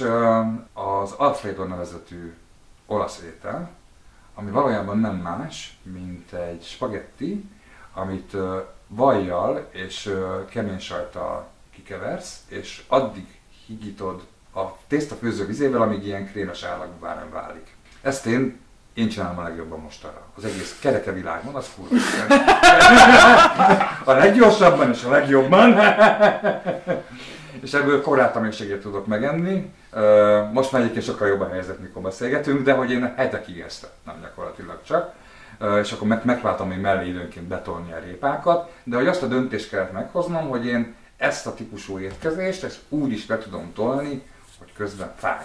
Mert a foodpornnal úgy felizgatom magam, meg egyébként az ízeket valamennyire érzem, ennek pont érzem az ízét, És akkor ezt de akkor ezt úgy kell elképzelni, hogy minden nyelés fáj, és akkor az a dilemmát, hogy vagy nem eszel és kurva éhes vagy, hisz... És nem kapom meg a harmadik kemót, és így tovább. Igen. Vagy eszel, de beledög lesz. Vagy hát nem döglök bele egyébként, hát a végig az lett, hogy megtaláltam azt az ösvényt, ami bár fáj, de meg tudom enni, és fel tudom magammal úgy készíteni, hogy ezeket meg tudjam enni. De közben balanszírozol a fájdalomcsillapítókkal is? A fájdalomcsillapítóval nem balanszíroztam, hanem mindig többet kértem. Tehát ott a szerencsére az orvos balanszíroz, azt nem nekem kell megtenni helyette. De nem az okozza a nem, ez a hányás jó, egyébként de, tehát ugye kétféle gyógyszert szedek, az egyik a Cataflán, ezt talán mindenki ismeri. Viszont ebből a top adagot szedtem nagyon sokáig. Az utolsó, most visszamentem 3x50 mg-ra, de egyébként 4x50 mg-ot szedek, ami abszolút a top, és az már a gyomrodat szedi széjjel. Úgyhogy emellé szedek olyan gyógyszert, ami a gyomromat próbálja valahogy megmenteni ebből a helyzetből, de még így is az van egyébként, és akkor megint elnézést kérek a hallgatóktól, de hogy például nekem úgy van széklettem, hogy úgy döntök, hogy maszarok, és akkor beszedek ilyen laktóz tartalmú hashajtót, és akkor nekem az a délutáni programom, hogy én most akkor ezt így tudatosan végigcsinálom, és abból lesz egy a... De hogy egyébként ezzel foglalkozni kell. Ez egy program. Mondjad. Annyi jutott eszem, hogy egy dél-ázsiai utazás az sokat segített. Ahogy a Winkler valahol elmondta, egész Ázsiában soha senkinek nincs szilárszék. Így van. Olyan, úgy főznek. Így hát nekem fordítva van, tehát na mindegy. De szóval és egyébként miért nem kaptál mondjuk egy erősebb fájdalmat? Tehát azért Cataflánnál vannak jó, vagy nem, azt történik, és kaptam, ezzel akarom mesélni, csak bocsánat, okay. Elkalandoztam, egy hibán. Elkalandoztam, tehát hogy azt történik... Szarunk és hányunk ezzel. Az történik, hogy ugye, hogy ez fáj, és ők is tudják, hogy fáj, és gyakorlatilag én hetente mentem el újra, hogy most már annyira fáj, hogy már nem tudok enni, nem tudok aludni, és így tovább. De a fáj az a sugárkezelés helyett? Tehát igen, a torkon fáj. Így van. A torkod, ami igazából, ahogy az elején mondtad, nem a daganat fáj, hanem a kezelés. Így van, az elpusztított szövetek. A szövetek, tehát tulajdonképpen ott így minden... Hát igen, tehát be van gyulladva, igen, az nagyon jól leírja, hogy a doktornéni, aki a sugárkezelést végz, az időnként belenézett a torkomba. Ez úgy néz ki, hogy megkért, hogy egy kicsit nyissam ki a számot, majd a telefonnal bevilágított, ilyen fél méterre bekukkantott, hát igen, ez úgy néz ki, ahogy vártuk, majd gyorsan lekapcsolta a villanyt, mert meg ezt ő sem bírta nézni, és hogy érted, tehát hogy annyira triviális volt számára, hogy tehát nem volt arra kíváncsi, hogy mennyire van ez szép. Ja. Hát ja, rendesen jó, szét van, rossz, igen. Rendesen szét van, de bombázva, mehetünk tovább, és minden alkalommal ők egy picit erősebbet adnak, és ennek a vége az lett, hogy ez a bizonyos 4 darab Cataflán, illetve mellé 2x40 mg oxycontin. Ugye az oxiról, ugye a figyelmes hallgató ugye elég sokat tud most arra, mert a Netflixnek egy akkor láttuk, azt mi láttuk, igen. Kedvelt topikja, illetve hát aki látott Dr. House-t, akkor szintén valamennyire képben van az oxi hatásait illetően. Na és mesélj, tényleg olyan jó az oxi? Hát ugye az van, hogy én nem kapok annyit, hála Istennek, hogy hát ugye a Dr. House-os sztori, meg a Netflixen látott dokumentumfilm is ugye arról szól, hogy nyakra fölre mindenre fölírták korlátlan mennyiségben, és hát nyilván ettől... És rácsúsztak. És ettől rendkívül addiktívak lettek. A magyar orvostudomány, vagy a magyar orvoslás az nem követi el ezt a hibát, a szükséges minimumra törekszik. Egyébként a végstádiumosok kapnak ebből 4-600 mg-ot, tehát ennek a bő 10-szeresét, amit én erre a fájdalomra szedek, tehát egy nagyságrenddel kevesebb van nálam, és egyébként 10-zel kezdtük, és úgy mentünk föl 40-re, most már hát igen, kétszer 40-re, tehát 80-ra per nap a 2x10-ről. És ez fájdalomcsillapító. Ez egy fájdalomcsillapító, egy ópiát alapú. Oké, de miért szedik akkor az amerikaiak? Tehát akik függők, mert nem a ópiát alap. Hát, de értem, de neked milyen hatása volt? Iszonyatosan jó fájdalomcsillapító. De a fájdalomcsillapításon kívül. Azt nem tehát tudom. én valami drogként szedem, akkor érted, repültél tőle, nem tudom, stondultál most tőle, még mindenkit szedem. Kapom. Mert hogy arra vagyok kíváncsi majd, hogy lesz-e cold turkey majd valamikor. Én meg aggódom miatt. Nem, amit mindenki el tudok mondani, hogy ilyen narkolepsziás tünetek vannak. 2 tünet van, és az egyikön csak nagyon tud rögni, amikor beszedem, akkor mintha beszpídeztek volna, ilyen 10 perc alatt takarítom ki az egész lakást a patikára, tehát teljesen. Tehát nincsen színes pillangó a szekrényben, meg semmi hasonló, de rettenetesen be lehet tőle pörögni. Egy állandó feszültségben vagyok, tehát ilyen pörgésben vagyok egyfolytában. Amit viszont időnként az vált, hogy ilyen hirtelen elalszom. Oké. Kiváló. Kiváló. Tehát a film közepén a legizgalmasabb résznél mi fasz történt, tudod, és akkor így fölriadsz, hogy valaki mondja, mi történt az elmúlt 5 percben. Ja. Úgyhogy nem de nem érted alapvetően, de ugye ez nem kivezetten rossz, tehát hogy én nagyon várom, hogy végre lejöhessek erről a helyzetről, mert nagyon kellemetlen a számomra, a pörgés is, meg a hirtelen bealvás is. De kell, mert ma is úgy eszel, meg tegnap is úgy ettél, meg holnap is úgy tudsz enni, hogy kell, hogy ilyen fájdalomcsillapítók legyenek benned. Így van, pontosan, egyfelől most szükségem van rá, tehát hogy enélkül...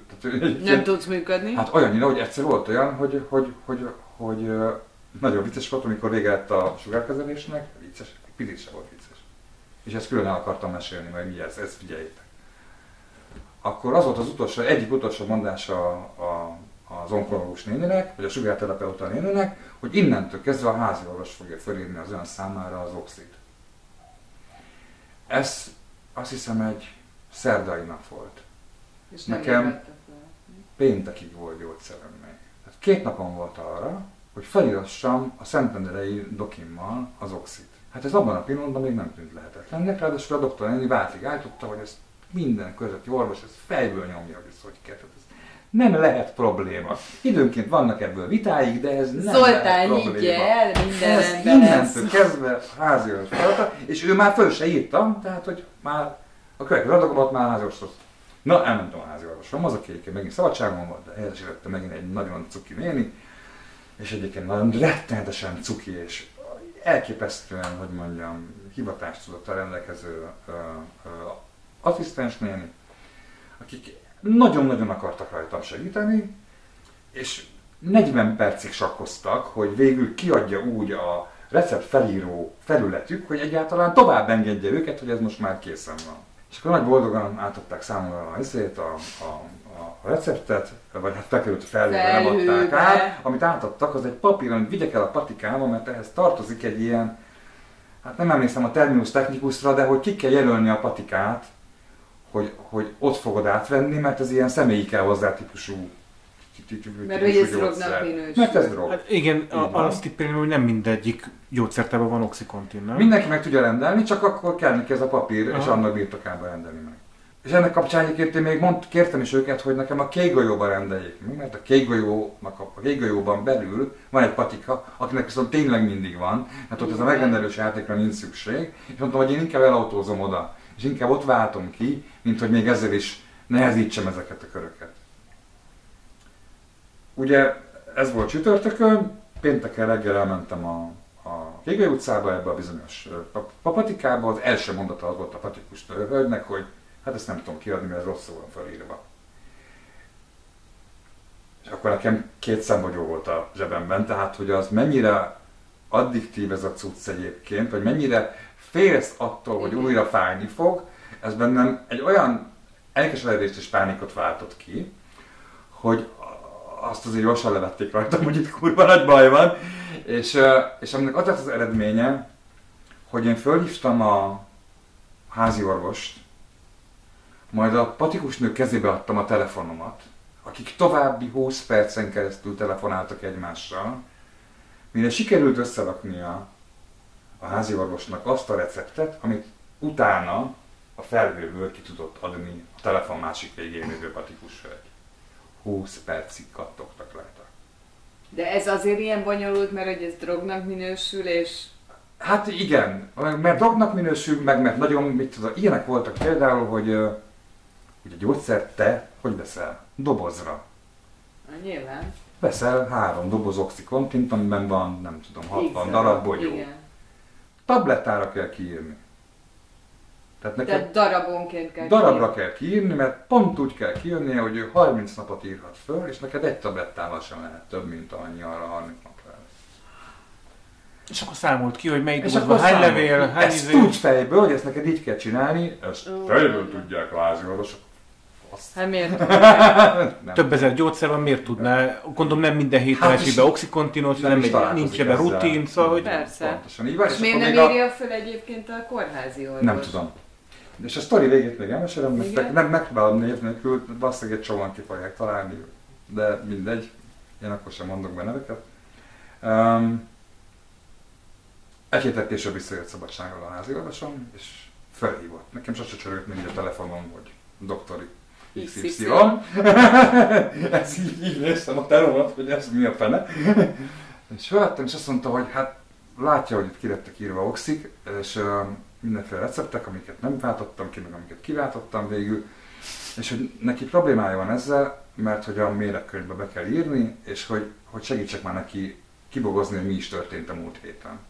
Mondtam, hogy semmi baj, doktor úr, én bemegyek inkább, és már megnyugodva az oxin birtokába bementem egy héttel később. Végigvártam a soromat szépen, rettenetesen túl vannak terhelve, és bejutottam hozzá, és leültünk, és megbeszéltük, hogy mi volt a múlt héten. Majd elmesélte, hogy miért aggódik ő. Azt mesélte, hogy néhány évvel ezelőtt megjelent az asztala mellett egy rendőr, százados, azt hiszem, mindegy, egy magas rangú rendőr, aki azt mondta neki, hogy doktor úr, önt meg fogom büntetni. Hát miért fog engem megbüntetni, kérdezte az én drága háziorvosom. Azért fogom önt megbüntetni, mert a méregkönyv kitöltésére vonatkozóan van egy 72-es jogszabály, miszerint a méregkönyvet tintával kell kitölteni, és nem ceruzával. 72-ben nyilván azért hozták ezt a jogszabályt, hogy ne lehessen kiradírozni a méregkönyvből utólag. De hát most már megváltoztatni a beírásokat. Minden. Hát meg online. Azért igen. Várjuk meg a történetet. Így van. Tehát a rendőr százatos kötött el. Sajnos feljelentés volt, nem tudom micsoda, nem tudom, hogy kerültek ebbe a helyzetbe, erről nem szólt a történet. Csak az, hogy hát ebből most bejössz a doktor úrnak. Ugyanis a méregkönyv ebben a pályavezető szituációban már nyomtatóval volt kitöltve, ami hát semmiképpen sem minősült tintának. Legalábbis a százados szerint. De szerencsére az én háziorvosom azért egy művelt ember, és rögtön rámutatott arra a tényre, hogy ez egy tintasugaras nyomtató. Yes! Tehát tintával van kitöltve, mire a rendőr mondta, hogy tök jó, köszönjük szépen, akkor vegyünk fel most egy jegyzőkönyvet arra vonatkozóan, hogy ez egy tintasugaras nyomtató, ezt felvették, mindketten aláírtak, és boldogan távoztak a helyzetből. Azt mondta az én háziorvosom, hogy ha eltett néhány év, most már lézerprintere van. Nagyon remélik, hogy nem fog újra ilyen szitúba kerülni, mert ebből kurva nagy baj lesz. Egyébként a lézer is festék, pigmenteket visz föl. Amennyiben a tinta szó nem szerepel ebben a kontextusban, lehet, hogy ebből baj lesz. Na mindegy, szóval, hogy a közéleti vonatkozásaira nem mutassak ennek a... Jó, akkor még egy kérdésem van, hogy akkor mi a helyzet a fűvel? Mert mondtad, hogy oda még vissza. Igen, ugye az van, hogy nyilván erről a legnehezebb publikusan beszélni. Kemény drogok. Hogy az történik, hogy a THC az, ami rendkívül jó anyagcsillapító és rendkívül jó fájdalomcsillapító.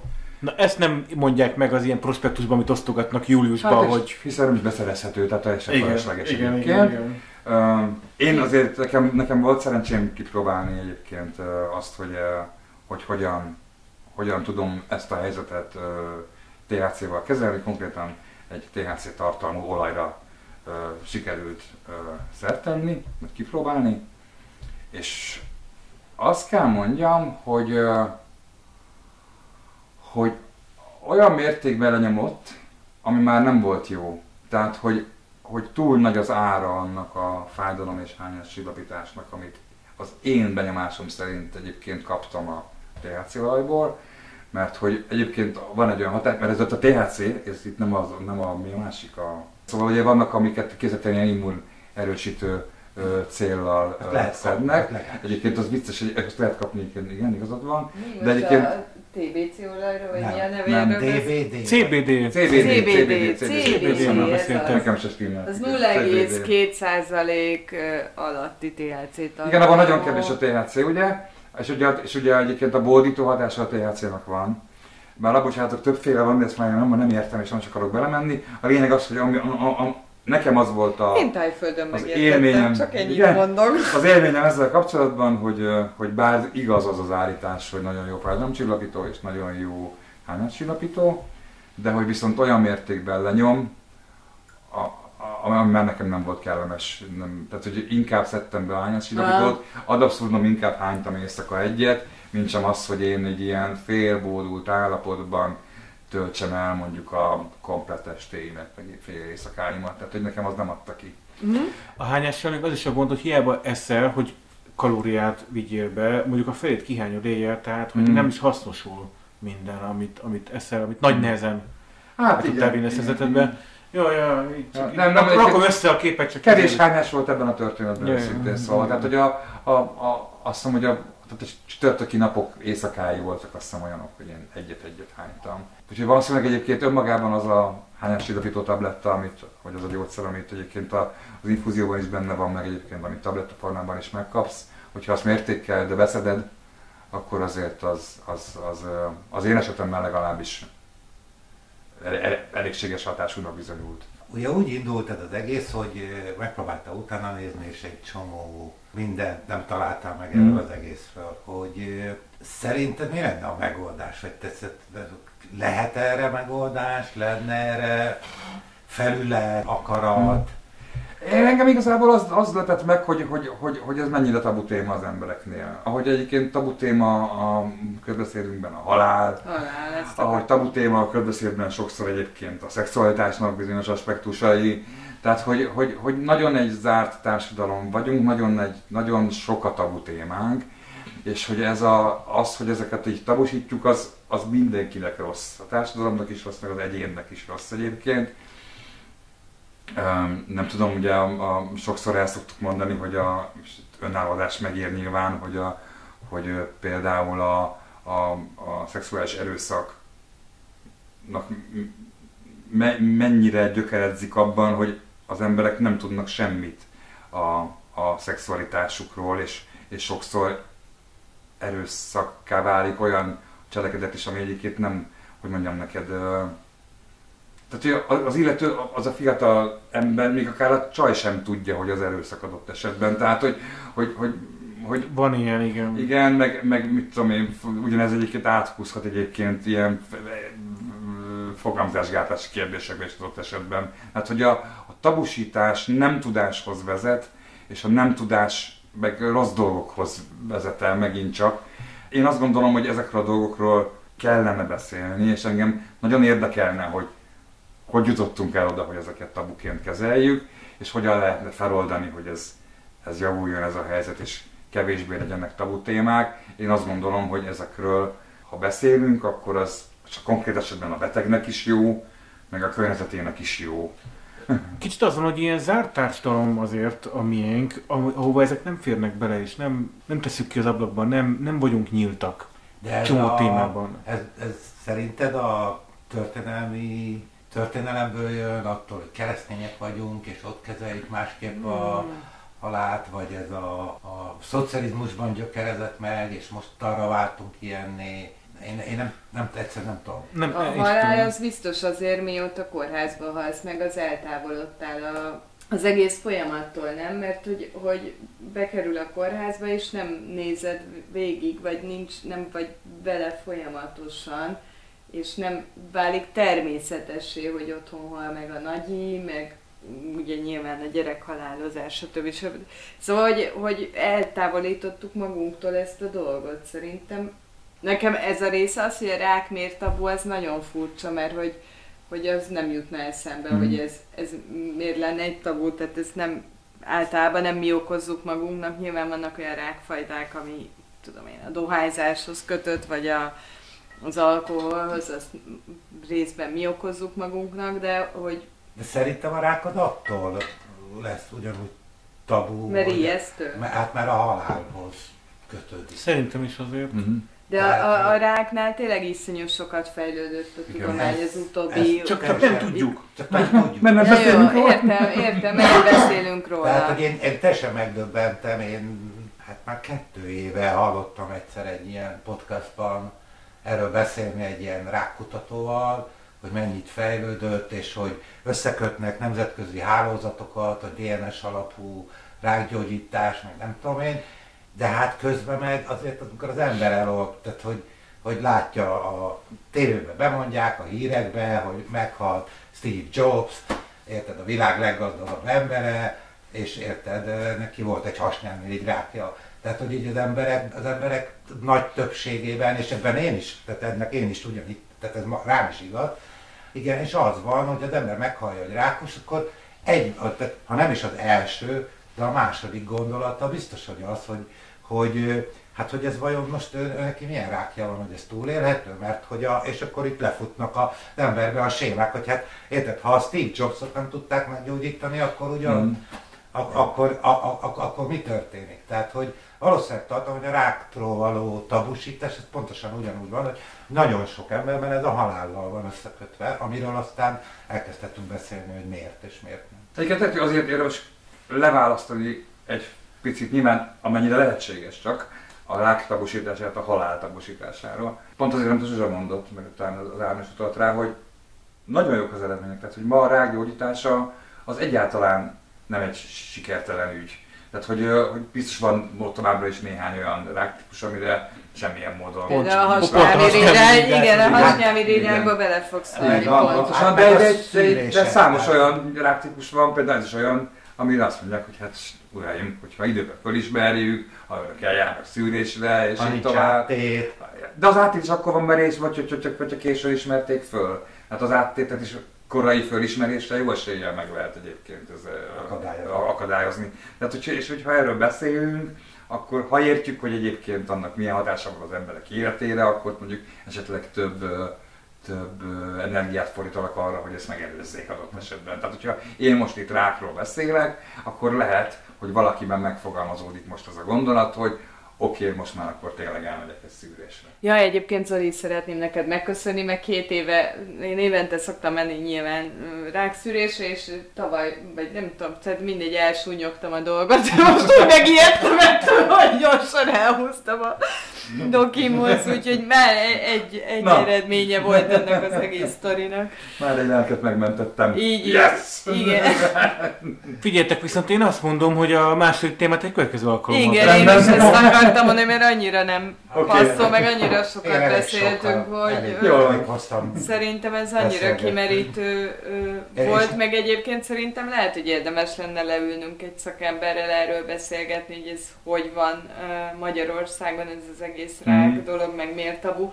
Mert hogy én megint az amerikai filmekben azt látom, hogy bemegy az ember, azt mondják, hogy rákja van, és ilyen brossúrával távozik, hogy akkor hova tud fordulni segítő, vagy nem tudom, lelki támasz, mit kell csinálni, stb. És valahogy azt gondolom, hogy nyugaton ez kicsit talán máshogy van, mint itthon. Voltál-e pszichológusnál? Bocs, ezt a sztorit még nem elnézést, még jöjjünk ide-vissza. Ezt viszonylag gyorsan el tudom mesélni, mert sajnos egy rövid történet. Ugye, amikor mondták, hogy menjek pszichológushoz, akkor én azért nem mondjam haza, egy egészségügyhöz fordultam, mert én sejtettem, hogy én hamarabb találok magamnak szakembert a kapcsolatrendszeremben belül, és találtam is egy nagyon kedves pszichológus hölgyet, akivel is kezdtünk egy beszélgetést. Ugye én az a generáció vagyok, aki nagyon nehezen alkalmazkodik egy pszichológushoz, mert ugye mi úgy lettünk felnevelve, hogy a pszichológushoz a bolondok járnak, és ma már tudom, hogy ez nincs így természetesen, és én teljesen open mind mentem el erre a dologra, de attól még az volt benned egy ilyen kis mosolyogós ördög, hogy na, mit tudsz te? Úgyhogy elkezdtük ezt így oldoggatni ezt a helyzetet, de azért én a harmadik kezelés végére is, vagy leülés végére is úgy voltam, hogy még nem nagyon láttam, hogy ez így hova fog elvezetni. Viszont kb. Itt a harmadik kezelés után belecsúsztam abba a szakaszba, ami nagyon leszívott, tehát hogy ugye ez kb. A második kemó, idejére tehető, ahol nekem nagyon nem volt kedvem az emberekhez. Tehát például én elkezdtem írni egy Tumblr blogot erről a történetről, és az ott egy ólóval elvágták volna egy hangot nem írtam utána, azóta sem egyébként, és ez Fulda is a lelkiismerete miatt, mert hát Fulda is. Ott a blogolvasó közösségnek tartozom egyébként a történet végével, és előbb-utóbb ezt nyilván meg is fogom írni majd, de hogy ott én a hátam közepére nem kívántam senkit, tehát hogy legszívesebben otthon ültem volna egy sötét kamerában, és próbáltam volna megvárni, hogy vége legyen, úgyhogy ott megszakadtak ezek a kezelések, nyilván azzal a magamnak és a pszichológusomnak tett ígérettel, hogy előbb-utóbb majd folytatódni fognak, és erre is van egy elhatározásom, de ezt táig nem léptem meg. Azt gondolom, hogy most így belemondtam a mikrofonba, és így aztán a nyilvánosságba ezt már nem fogom tudni eladázni. Hát ez valamikor jövőre akkor ennek meg kell... Feltétlenül befejezzük ezt a kísérletet, vagy hogy mondjam, hogy tovább folytatjuk ezt a kísérletet, én és a pszichológus címmel, de már a terápiát nélkül, tehát hogy a terápia meg nem fogja nehezíteni ezt a kettőnk együttműködését. Nem tudom, hogy ilyenkor hogy kell lezárni ezt a beszélgetést, de hát... Örülünk, Zoli, hogy nem a halotti beszédet írjuk neked. Én is örülök, hogy nem a nekrológomat kellett itt megfogalmazni. Igen, egy jó nekrológ, vagy egy ilyen... Emlékezzünk a szép napokra veled. De azért refutálni még refutálható? Refutálható. Jaj, Tamás, de ki ez? Ő Hannah Arendt. De valóban van egy ilyen angolul Cseh Tamás fotóval. Cseh Tamás. Mondtam, hogy rossz a szemem. Tényleg rossz a szemem, kérdez a szemüvegemet. Nem adom, mert most én föl fogom olvasni Hannah Arendttől egy idézetet. És ki ez a Hannah Arendt? Kiderül, hogy egy műveletlen bukó. Hannah Arendt egy német történész és filozófus. Menekülnie kellett a náci Németország elől, tehát még mielőtt hatalomba kerültek. Aztán 41-42-ben végül Amerikába ment, de előtte még a brit protektorátus alatt lévő Palesztinában is élt, tehát oda menekült. Szóval, de végül 41-42-től Amerikába élt, és filozófus és német történész. Nagyon híres. Természetesen, csak hirtelen Cseh Tamásnak tűnt a kép alapján. Igen. Hát most megint ezresével osztogatják a neki tulajdonított szöveget, és az a kérdés, hogy ez vajon, ez igaz-e, mondott-e ilyet vagy sem. Ez az állandó hazudozás nem azt a célt szolgálja, hogy az emberek elhiggyék a hazugságot, hanem azt, hogy senki ne higgyen el többé semmit. Ugye nagyon aktuálisnak tűnik, ezért osztogatják most megint. Egy olyan nép, amely már nem tud különbséget tenni az igazság és a hazugság között, nem tud az igaz és a hamis között sem különbséget tenni. És egy ilyen nép, amely meg van fosztva a gondolkodás és az ítélkezés képességétől, anélkül, hogy tudná és akarná, teljesen alá van vetve a hazugság uralmának. Az ilyen emberekkel bármit megtehetsz, amit csak akarsz. Ez arra rímel, hogy a folyamatos propaganda, a hazugság propaganda nem azt a cél szolgálja feltétlenül, hogy milliók higgyék el az Orbáni propagandát, de arra bőven jó, hogy elbizonytalanít, és nem számít, és tulajdonképpen senkinek nem hiszed el, ha valaki igazat mondja neked, azt se hiszed el, mert az is politikus, az is hazudik, annak is saját céljai vannak, stb. Tehát körülbelül ezzel a narratívával osztogatják. Vajon mondta-e ezt Hannah Arendt? Nem mondott ilyet. De miért mondta? Túl ide illik? Túlságosan a nem mai azért, korunkra illik? Nem azért, mert nem... Ő mit történész? És filozófus.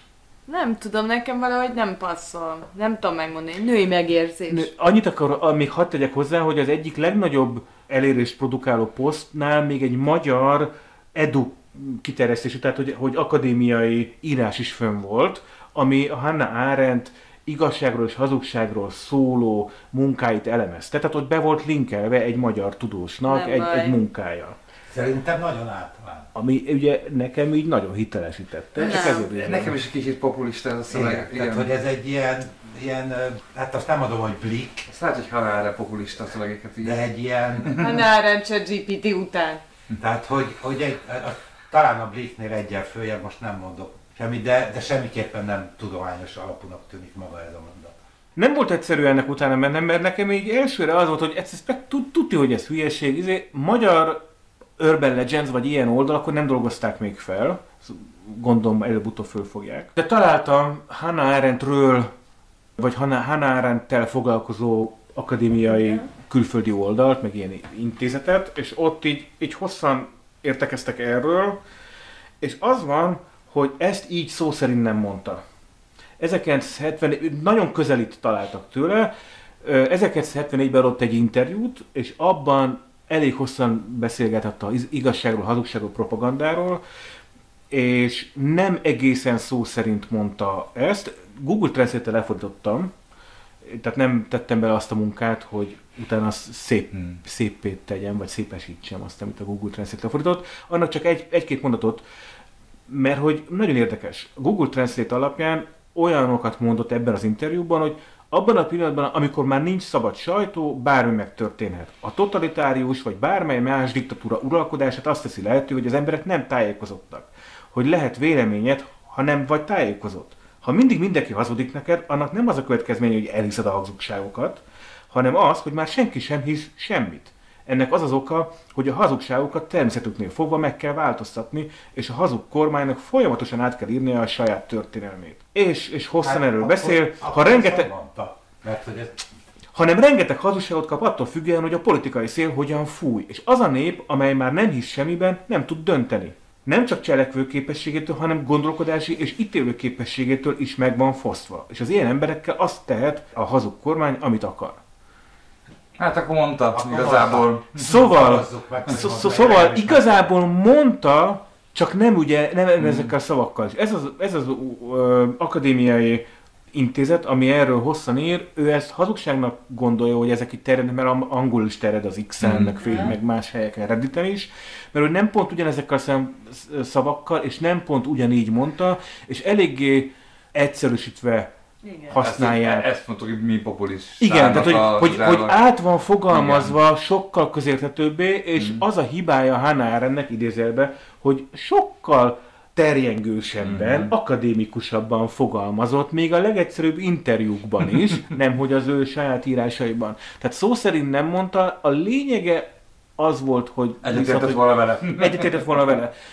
Egyébként ebben az intézeti szövegben ráadásul az van, hogy ők nem értenek egyet ezzel a szimplifikáció, vagy ezzel a leegyszerűsítéssel, mert hogy Hannah Arendt egy dologgal nem értett volna egyet, a cinizmussal, már pedig ugye itt nyilván az a lényege, hogyha folyamatosan hazugságban tart téged a kormány propaganda, az cinikussá teszi az embereket, és a Hannah Arendt ez ellen nagyon küzdött, hogy ne legyen cinikusak, és ő soha nem értett volna egyet azzal a szemszöggel, hogy az emberek cinikussá válnak. Tehát, hogy ő ezért valószínűleg nem értett volna egyet azzal, hogy mi ennek a végkövetkeztetése, miközben a lényegével valószínűleg egyetértett volna. Szóval nagyon érdekes, nem egyértelműen megválaszolható, hogy mondta vagy nem mondta. Minden esetre osztogatják érdekes. Ezt. Az nagyon izgalmas volt, hogy elolvastam azt a magyar tanulmányt, és abban egyébként nem volt ezről szó, de ott szerepelt ez a link, ez a tanulmány link, viszont Hannah Arendtről szólt ez a tanulmány. Tehát, hogy... Jó, hát ez csak ilyen, hogyan támasztok alá a saját igazunkat, igen. Tegyünk meg tudományos linkeket, úgyse kattintás senki. Viszont azt gondolom, hogy közben igaz, sajnos. Nyilvánvalóan igaz. Igen. Még a populizmus is. Hát az állítással nem tudok vitatkozni. Hát igen. Zoli, tudtál podcastot hallgatni? Én nem hallgatok podcastot, srácok. Saját magunkat se hallgatom meg. Bestondultál. Teljesen bestondultál. Meg már más tölti ki az időmet. Igen, így van. Például biciklizek. Erről majd a következőben mindenképpen fogunk beszélni. A téma, amiről nem beszélünk, amit várok 3 hónapja. De biciklizés közben is lehet. Képzeld, hogy elfordultál? Ezt most csak levezetjük ezzel az egy kérdésre. Én nagyon sokáig, sok podcastot, meg zenét is hallgattam biciklizés közben, és aztán most úgy döntöttem, hogy kizárólag városi szakaszokon teszek be zenét, ami egyébként nyilván szembe megy a közlekedés biztonsági aspektusokkal. Föl is szaladt a szemöldökön. Nem baj. Rakjuk be, hogy ezt más ne csinálja utána. Nem. Ti is olyan hangerővel hallgassátok, mint én, mert akkor halljátok a többieket. Értem. Aha. Igen, viszont amikor erdei részre vagy, tehát amikor a környezetem zajai azok stresszcsökkentőek tudnak lenni, mert mondjuk erdőbe vagy, akkor viszont kiveszem a fülemből. Tényleg, és hallgatod a csődöt, meg az erdőt, meg a... Tényleg? De hát ez pont... Mit csináljon az szerintem ember? mi beszéltünk. Hát én podcastot hallgatok. Az erdőben, persze. De miért? Hát, de az a jó, hogy ott mert a akkor agya van, hogy le kell kötnie valamivel, de magában a tekerés nem kötnie, de mondd eddig. De pont az Zolival beszéltük szombaton, hogy kérdezte, hogy a Camino alatt én hallgattam-e zenét, vagy podcastot, vagy valamit, és én pont azt mondtam neki, hogy akkor hallgattam zenét, podcastot egyáltalán nem, akkor hallgattam zenét, amikor egy városba bementem, ami egy nagy város volt 2 az út alatt, ez egy kisebb nagy, meg egy nagyobb nagy, ahol 3-4-5 órát gyalogolsz városi környezetben, ugye, mert 5-8-10 kilométert mész a tengerparton, a kikötő, a iparcsarnokok és a nem tudom, mik között. Na ott beraktam zenét. Abban a pillanatban, amikor kijutottam mindenféle részekről, ezekről a nagyvárosokból, a kis településeken, illetve a természetben soha. Köszönjük el, srácok, mert előjük az összes puskát. Én ezért mondok egy podcastot, amit én felfedeztem és ajánlanék. Egyet hoztam most. Az a neve, hogy Kémhatás. Surprise, kémes sztorik vannak benne, és azért ugrott így szemem elém, mert hogy Sakálról, és ugye a Sakál, Carlos, a Sakál, ő élt Magyarországon a 70-es években egy pár évet, és ezt elemezte egy történésszel a host. És tulajdonképpen nagyon érdekes volt, mert ez a Sakál sztori, ezt én nagyon szeretem, ráadásul vannak fotók a neten arról, hogy itt lefotózták Budapesten, meg csajozott, meg nem tudom, Esztergomban ment kirándulni, meg evett, meg nem tudom, miket csinált itt. Szóval én a Kémhatást beraktam emiatt, innentől kezdve minden új adást majd fogok hallgatni. Ha titeket érdekel, kedves hallgatók, kövessétek be, próbáljátok rá a Kémhatásra. És ha te ennyire érdeklődsz a Sakálos sztori után, meg szakértője vagy, akkor majd mondjál véleményt a Netflixen futó Sakálos. Nem láttuk még, benne van a szép listámban, hogy majd meg akarjuk nézni. Te akkor láttad, vagy láttatok? Én láttam, hát az első 3 rész van, aztán kint azokat. Ja, ez még most zajlik? Tehát most még nem lett vége még. Aha. Én annyit tudok mondani, hogy 7091 percet töltöttem podcast hallgatással a Spotify szerint, valamint megjött a Yellowstone-nak az 5. évadának a vége a Sky Showtime-ra, úgyhogy abban voltam elfoglalva. Ezt a mennyiségű percet, ezt 2024. Igen, 2024. 100 óra. Kivannak a Spotify rappek most mindenkinek. Igen, tudod, hogy mit voltak? Én YouTube-os vagyok, a YouTube még nem közölt. Mit hallgattam? Én az elmúlt 1 hónapban szerintem 5 vagy 6 hangos könyvet hallgattam meg. Tehát így nem podcastot hallgattam, hanem hangos könyvet, de hát ugye a legrövidebb volt egy Tóth Krisztina novellácskötet, ami 4 óra, tehát hogy a Márquez 8 óra és nem tudom én ilyeneket, illetve amikor nem, akkor pedig dokumentumfilmeket hallgatok. Ugye ez a YouTube előnyei, a Spotify-ra szemben, hogy ott például fönn van a National Geographic, a History Channel és nem tudom én mindenek, rengeteg műsora, magyar nyelven is, tehát háttérre is, tehát háttérhallgatásra is teljesen alkalmas, és az utóbbi 1-1,5 hónapban én nem podcastot, hanem ezeket hallgatom. És ezt úgy kell elképzelni, hogy így mondja, hogy és akkor ott jön a fóka és megtámadja. Nem, természetfilmeket azt nyilván nem hallgatok, de például egy nagyon érdekes oldalról elemezi egy sorozat, a második világháborút, hogy miért vesztette el Hitler, az ipar és a gyár szempontjából, ami nyilván az ember kicsit belegondol, akkor teljesen egyértelmű, de közben meg ez egy olyan nézőpont, amit azért úgy nem nagyon szoktak hajtogatni, hogy igenis a Henry Ford által kitalált futószalag, amit az amerikaiak tökére vittek már 40-re, az Németországban nagyjából nem létezett. És a háború elején Németországban 7-szer annyi tank volt, az első háború első évének a végére az amerikaiak naponta gyártottak annyi tankot, mint a németek hetente. Ez egy nagyon érdekes szempontot, és ezt meg kell nézni. Igen, én már látom a jövő év elején, hogy biztos lesz egy olyan adás, amikor fogunk beszélni az ukrajnai háborúról, a Szíriáról, a... Mentszer Tamásról? Nem tudom, Izrael helyzet, Hezbollah, szerintem pont lehet, hogy Mentszerről nem, mert hogy ezek a kérdések ott is fölmerülnek, tehát hogy... Szóval nagyon bizonyos szint fölött nem megyünk el bizonyos szint alá. Jó, ez csak a... Ez szerintem egy nagyon szép végszó Eszterházy Péterrel. Én még azt szeretném mondani, hogy menjetek szűrésre, és szar, de még mindig jobb, mint rákosnak lenni. Sziasztok! Sziasztok! Hello. Sziasztok! Mégis Csaba mentő, kórház, mégis Csaba, de a kórház, milyen kórház? Mégis Csabai kórház, mégis Csaba mentő. mondom, a kórháznak a száma. RTVD-et szeretelet. Igen, onnan kell a mentőket hívni.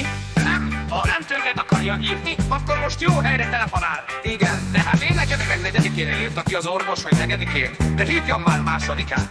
Jó, de még csak 30-a van. Máma? Igen, ma 30-a van. Igen, és akkor mikor lesz negyediken? Ilyen napon, csütörtökön, szerdán. Igen, akkor másodika mikor lesz? Hétfő, máma vasárnap van ugye? Szombat van. Igen, hát teljesen meg vagyok zavarodva. Akkor mit hívjak majd? Majd hétfőn a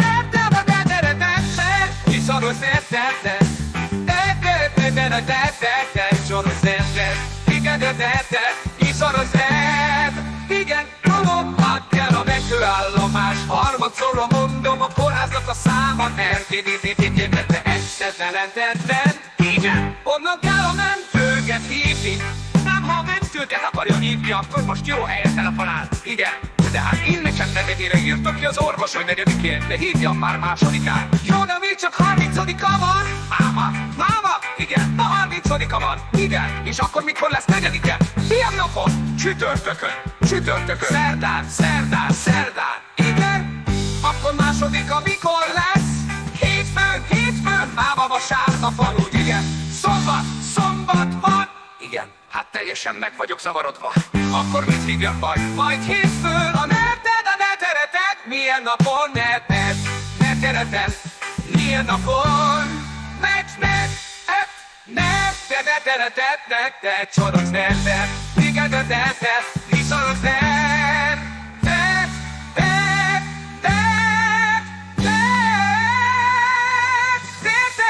csorogsz net. Köszönöm, szívesen!